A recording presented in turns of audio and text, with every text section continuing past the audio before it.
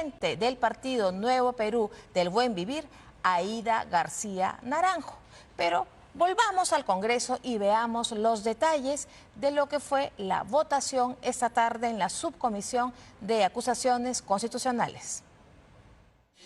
Lo que se ha admitido es, o debido a que cumple con todos los requisitos de admisibilidad. Ojo, cuestión de forma, más no de fondo. La presidenta de la Subcomisión de Acusaciones Constitucionales, Lady Camones, dejó las cosas en claro, pese a la decisión de su grupo de trabajo. 17 votos a favor, 2 en contra, 0 abstenciones. Aprobado por mayoría. La aprobación tiene un camino que no tendrá final por ahora, y es que se trata de una autoridad en funciones. Si esta investigación tiene como resultado archivar, la subcomisión no está impedida de ello, pero si el resultado del informe final es acusar, se eleva a la comisión permanente, pero se queda ahí en tanto la presidenta se encuentre en ejercicio. Votación en mayoría de una investigación que será enviada a la comisión permanente. Así quedó la votación, 17 votos a favor y 2 en contra. En tanto, lo que sí fue mandado al archivo fue la denuncia contra Boluarte, Otárola y otros exministros por las denuncias de supuestas violaciones a los derechos humanos durante las marchas al inicio de su gestión. 14 congresistas votaron en contra de admitirlo, 4 a favor. No se han alcanzado los votos en mayoría, en consecuencia procede el archivo. La subcomisión fue presidida por Lady Camones, voceada como posible candidata de Alianza para el Progreso para ser la próxima presidenta del Congreso. Esta noche nos acompañan al final del día el congresista Muñante, Alejandro Muñante de Renovación Popular. Buenas noches. Buenas noches, Diana. Gracias por la invitación. El caso de las protestas se archiva, el caso Robles continúa. Pero, ¿qué va a pasar? Porque la presidenta no puede ser acusada hasta que termine su mandato. No, aún cuando hubiese pasado también el de las protestas, tampoco se hubiese avanzado mucho porque, a ver, lo que va a corresponder ahora es que la Comisión Permanente pueda autorizar una investigación. Sin embargo, la investigación no va a conllevar a una acusación porque la Constitución es clara cuando dice que el presidente de la República no puede ser acusado mientras ejerza su mandato, ¿no es cierto? Lo que va a suceder es que sí, se va a iniciar con la investigación, nada impide que se investigue, de hecho es algo que también en la Fiscalía se está haciendo, pero cuando ya se tenga un informe, este va a quedar en stand-by hasta que la presidenta deje el cargo, es decir, hasta que el nuevo Congreso asuma, lo retome, y ahí pueda ya proseguir con la acusación y la votación correspondiente tanto en la Comisión Permanente como en el Pleno del Congreso. Es lo que va a suceder. Entonces, así sea ingresado o no, no va a pasar nada. No, no va a pasar, porque la Constitución es clara, en el artículo 117 señala con claridad de que solamente hay 4 supuestos en los cuales el presidente puede ser acusado mientras esté en el mandato. Una vez que sale, ya puede ser acusado por cualquier otro delito, ¿no? Que haya cometido en el ejercicio de sus funciones. Pero también vuelve a ser por acusación constitucional. Sí, de todas maneras. Otra vez vuelve al Congreso, otra vez volvería al Congreso, digamos. El Congreso de todas maneras va a tener que verlo, no este, sino el próximo. Claro, es decir, el caso de las muertes que ha sido archivado ahora tendría que volver al Congreso. Pero el caso Rolex no.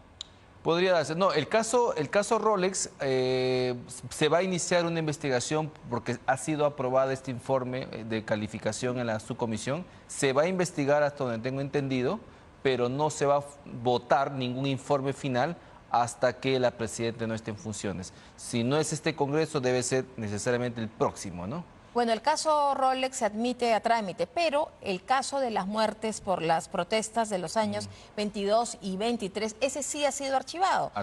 Sin embargo, hoy día Amnistía Internacional ha emitido un informe en que la haciendo presión política, ¿no? Acusa a la presidenta de autoría mediata. Sí. Hemos llegado a la conclusión que confirma que Dina Boluarte podría ser considerada como autora mediata por las graves violaciones de derechos cometidas durante las protestas. Hemos hecho un análisis jurídico pormenorizado con base en los conceptos desarrollados por la Corte Suprema de Perú. Bueno, esta es una ONG que acusa directamente sin haber algún proceso judicial de por medio, ya acusan de autoría inmediata. Sí, ¿Cómo toma el Congreso esto? No, creo que estamos en la línea de lo que ha manifestado el Premier, Adrián Sen. Es una ONG con un claro sesgo ideológico, ¿no? Un sesgo que además lo manifiesta en su informe, en su conferencia de prensa, porque bajo la autoría inmediata, ¿no?, con la cual también en su momento sentenciaron al señor Fujimori, también debería pues estar acusado el señor Sagasti, porque en su gobierno hubieron también fallecidos durante las protestas en Virú, recordarás. También debería estar acusado el señor Castillo por las muertes durante el paro de transportistas, ¿no? Entonces, todos los presidentes que han tenido alguna manifestación y que haya habido muertos, ¿no es cierto?, deberían estar acusados por el mismo hecho.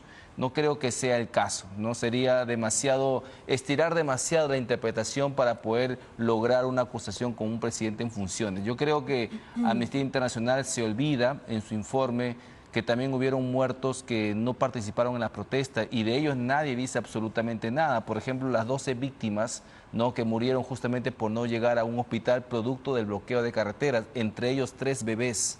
¿No es cierto? No dicen nada del suboficial Sonco y tampoco dicen nada de los 5 militares que murieron ahogados en el río Juli, ¿no? ¿Usted cree que esos muertos no existen para Amnistía Internacional? No, no existen. ¿Por qué los ignorarían? Porque no es conveniente para su discurso. Ellos están, digamos, promoviendo una narrativa contra la presidenta Boluarte y seguramente con el afán de que en un momento dado, cuando este caso llegue a la Corte Interamericana de Derechos Humanos, pues obtener una muy buena tajada, como ya están acostumbrados con casos llevando ante la Corte y obteniendo jugosas indemnizaciones, ¿no? O sea, cuando usted dice una buena tajada, ¿está queriendo decir que están lucrando con estas yo creo, es mi opinión, yo creo que las ONGs, ¿no es cierto?, obedecen a un postor, tienen alguien que las solventa, no es una entidad estatal, son entidades privadas, ¿no es cierto? Y ellos sirven como comparsa para que abogados que ya conocemos aquí en el Perú lleven estos casos a los jueces internacionales, obtengan indemnizaciones y luego pues ellos comienzan pues a repartirse las ganancias porque no van a trabajar gratis, ¿no? Ellos no trabajan gratis. ¿Qué interés tendría un privado, como dice usted, de financiar esto? No, hay consignas políticas, ideológicas detrás de todo esto, ¿no? Más bien son consignas políticas que según usted son financiadas por privados. Por privados. No, acá creo que estados, si es que hay de manera escueta, pero principalmente son privados, ¿no? Y eso lo puede demostrar el estado de cuenta de estas ONGs, ¿no? En el Perú operan ONGs que son financiadas enteramente por estas multinacionales. Por esa razón es que están bastante alarmadas con la ley que nosotros estamos promoviendo para que se pueda transparentar y fiscalizar el financiamiento que estas reciben. Por cierto, esa ley no ha sido debatida en el Pleno. Todavía no. ¿Usted espera que sea en la próxima legislatura? Yo espero que sí, de todas maneras, porque creo que el Congreso tiene la responsabilidad. ¿O han retrocedido, o se han chupado? De todas maneras, bueno, de todas maneras la Corte Interamericana ahora que ha intervenido, ¿no? Bastante preocupada por eso y no por otras cosas, ¿no? Ha solicitado que el Congreso se abstenga de aprobar esa norma en una ustedes hasta ahora se están absteniendo, ¿ah? Sí, pero si dependiera de mí, yo hace rato, ¿no? Pero creo que aquí también hay otras fuerzas políticas que al parecer están midiendo sus fuerzas. Yo espero, mientras estemos en un receso, tal vez piensan que los votos de la Comisión Permanente podrían faltar. Mejor dejemos esto en el Pleno a partir de la siguiente legislatura. Entonces es un cálculo por votos. Podría ser, pero lo importante es que el Congreso de la República pueda llevar a cabo una reforma de esta naturaleza que creo que va a ayudar a que se pueda transparentar el financiamiento de estas ONG y evitar que dinero se despilfarre en consignas abiertamente políticas y contrarias a los intereses de los peruanos. Usted le ha pedido hoy a la Fiscalía de la Nación cómo está o cuál es el estado del proceso que usted ha solicitado declarar ilegal el partido Antauro. ¿Ha tenido alguna respuesta? No, todavía 5 meses, 5 meses de que he presentado la denuncia, o bueno, la solicitud, se podría decir, ante la Fiscalía de la Nación. A ver, recordemos, el artículo 14 de la Ley Orgánica de la Ley de Organizaciones Políticas señala con claridad que solo el fiscal de la Nación y el defensor del pueblo pueden solicitarle a la Corte Suprema de Justicia que declare ilegal un partido inscrito cuando éste ha incurrido en prácticas antidemocráticas. Lo dice textualmente la norma. Entonces, en base a esa norma es que he presentado una solicitud al fiscal de la Nación diciéndole, mire, señor fiscal, este partido, este señor, este ideólogo, este líder, ha incurrido en prácticas antidemocráticas, como por ejemplo decir que si llegan al poder van a cerrar el Congreso, por ejemplo, si llegan al poder van a fusilar, ¿no es cierto?, de manera sumaria a coroneles, generales y altos funcionarios, y lo último que han dicho en una conferencia de prensa es que si llegan al poder van a desconocer la Constitución del 93, o sea, sin pasar por una reforma constitucional. Ahora, usted recurre directamente al fiscal de la Nación, a la Fiscalía de la Nación. ¿Por qué no hacer una tacha? ¿Por qué el camino no es acaso el Jurado Nacional de Elecciones? Lo que pasa es que el Jurado Nacional de Elecciones ha dicho hasta la saciedad que a ellos no les corresponde declarar ilegal un partido. O sea, mientras el partido presente un ideario donde diga nosotros somos 100% democráticos, aun cuando en los hechos lo niegue, ellos no pueden declarar ninguna ilegalidad. Eso lo han reservado para la Corte Suprema de Justicia. Por eso es que yo he interpuesto la solicitud. Pero lo que más me sorprende y me indigna es que yo fui notificado y salió en algunos medios de comunicación que mi denuncia había sido archivada. ¿Pero por quién? ¿Por una fiscalía corporativa en lo penal? ¿No es cierto? O sea, su pedido ya fue archivado. No, a ver, ahí es donde quiero aclarar. Hay una fiscalía corporativa en lo penal que se ha pronunciado sobre supuestos delitos de conspiración para la sedición o alteración de la tranquilidad pública que yo jamás denuncié, ¿correcto? Entonces yo lo que puedo notar es que el fiscal de la Nación se ha querido sustraer de su responsabilidad y ha derivado esto a un fiscal provincial no competente y le ha dicho, oye, investígame por estos delitos.